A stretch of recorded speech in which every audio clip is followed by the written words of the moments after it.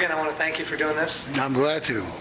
And I've been enjoying our time, and the mentoring is wonderful. So thanks for letting me be part of that. I really appreciate it. It's been my pleasure to do so. Great. So I've noticed that you've done the shaking. I've seen you do the TRE and get the neurogenic tremor. Right. What is that like for you when you shake? Why do you do it? Well, I started this years ago when I first met David, probably 10 years ago, and got his early CDs and followed them and got into the shaking and did it pretty regularly for a period of time. Okay. I do it now basically to relieve tension in some of the muscles, to release some of the tightness of the iliopsoas that pulls your back forward and gives you backache, because I have some backache. Does it help your backache? Yeah, it does. Okay. You go into a different state, emotional state. There's no pain to it. It actually feels like kind of good, like this is something that really needs to be happening. There's an awareness that it's right for you. Oh yeah, this is something that really should be done. Yeah. Because it does make one feel at peace and at ease. There is a emotional content of calmness and satisfaction, even though your body is shaking, and sometimes fairly dramatically. There's a feeling of peace during it that's quite significant. And do you know, because when I shake, I notice my brain works better. When I sit up, I feel sharper in a way. And that makes sense, because what you're doing is extinguishing some of the muscle memory, procedural memory for that, whatever that muscle did to protect you at some point. And any emotional situation, the iliopsoas and related muscles tend to tighten to protect you. But it has more impact than just tightening in your body, right? Oh, yeah. Because if I tighten my psoas, if I tighten into my diaphragm, my breathing changes. I have a whole slew of chemical changes that happen in my body, too. Well, that's right. That's right. And we do. And when we carry that tension in those muscles as memories that haven't been resolved, it affects our autonomic nervous system. It affects our clarity of thought, because it inhibits the thought part of the brain, the frontal cortices to a certain extent. Stress and that phenomenon of the muscles holding tension is very hard on one's thinking process. It gets in the way. What about the saying that stressed out people do things that they wouldn't normally do? People under stress do things they wouldn't normally do. Well, their judgment is narrowed. It's like the field of awareness is shrunk. Yes. And so you have a picture of the world that is limited by the fact that there are conflicts within that perceptual area. And so you're not as sharp as you are. You probably have more attention deficit. More aggression? More aggression. Because we see it in the military, people coming back. Yeah. Domestic violence cases. Oh, yeah. You know, working in therapy and seeing people this way. The more stress, the more crazy behavior generally comes out. Well, those muscles that tend to be tight do so. That's why back pain is so common in returning vets. From the cumulative stress and trauma of the experience, and they tend to get tighter and tighter and tighter, and it takes less ambient stress to set them off. So they're hair triggered. The muscles are hair triggered. So, yeah, so they inherit a habit. They create a habit of being in a certain shape, you know, whether I'm living in fear in a relationship, Right.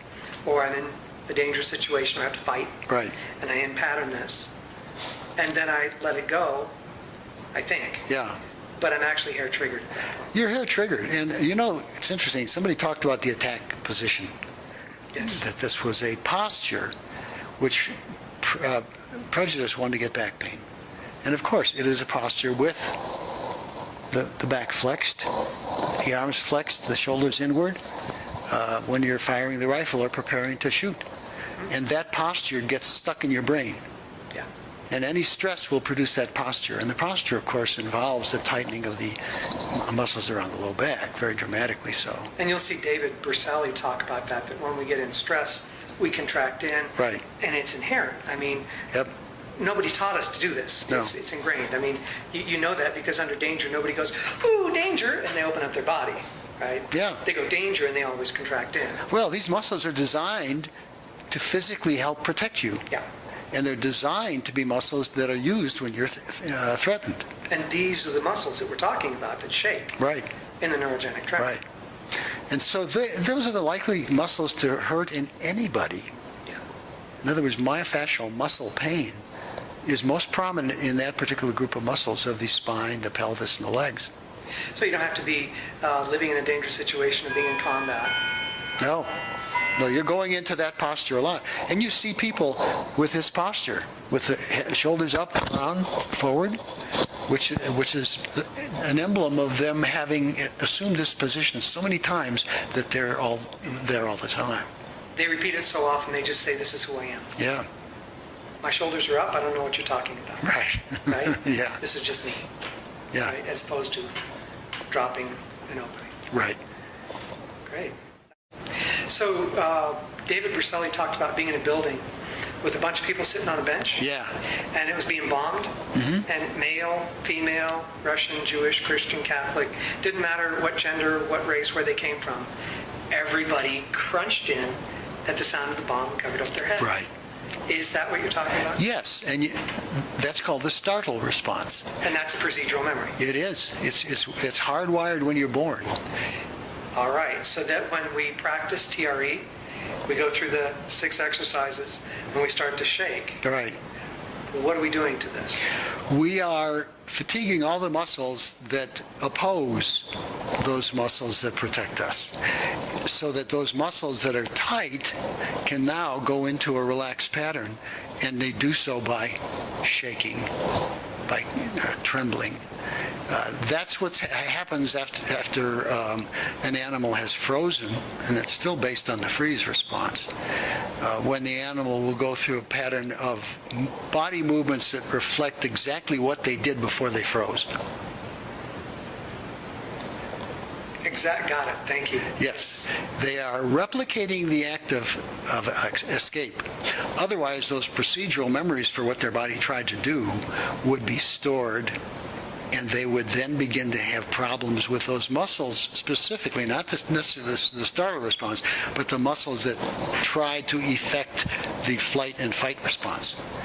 And So this action that's stored, Yeah. incompleted action that's stored, is the basis for the statement that trauma is an aberration of memory. Right. So if I'm in the moment at 53, something goes off and I startle, Yeah. I'm actually going into a younger place Yeah. of an older injury or an older wound. Often you will, and there may be nuances to that, because there will be other muscles that try to protect you.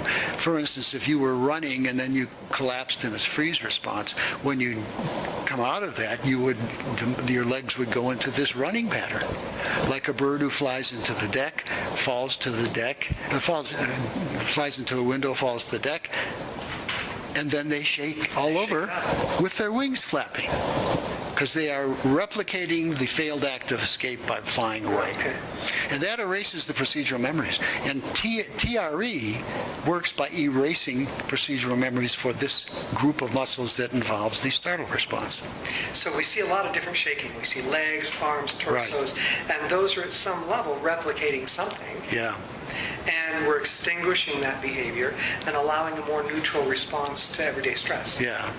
You've probably seen this in TRE, but sometimes those muscles that everybody, mainly the muscles of the hip and legs that go through the twitching, it'll go up, climb up to the body, and then it may go into one leg or arm.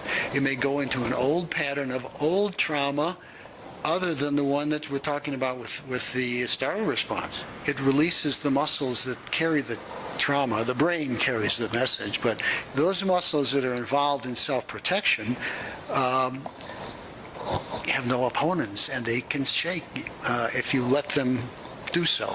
And the technique basically inhibits those muscles that prevent you from doing it, and then the shaking is released. It doesn't make you shake. That tension is there all the time.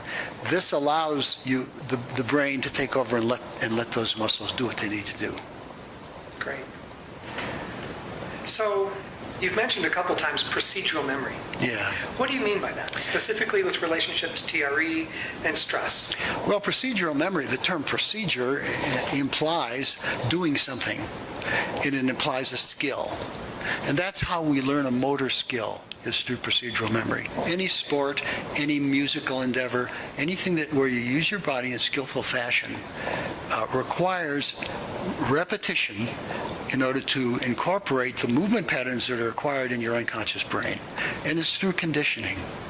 Because when you hit it right when you're playing the piano, you get a reward. Yep. And when you hit a home run when you're playing baseball, you get a reward. And so those muscles become very intimately involved in your practice of things throughout your life.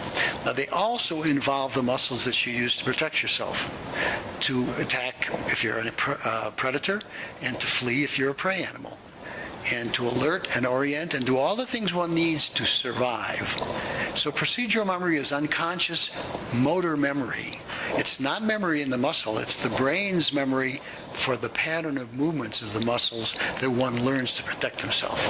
So you said learned. Yes. Do I learn to protect myself, or is that instinctive? It's instinctual, and that's why it's procedural. It's not conscious.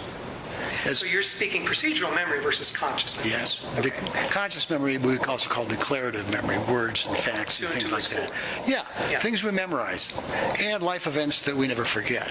Because it is extinction of procedural memory. That's what he's doing. He's doing the same thing as somatic experiencing. Okay. But he's found the core muscles that everybody has tightness in.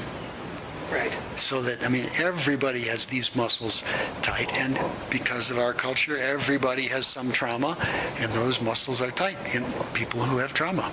So generally, you think TRE would be applicable across the population? Across the world, to any culture, any population. These are all instinctual muscles of the startle, and it's the same in every culture. So it doesn't matter where you are, who you are, you've got some stress. Yeah. And TREs will probably be of some benefit. Absolutely, yeah. Great. It did. Well, I really appreciate this. Yeah, you're most welcome. Thank you very much.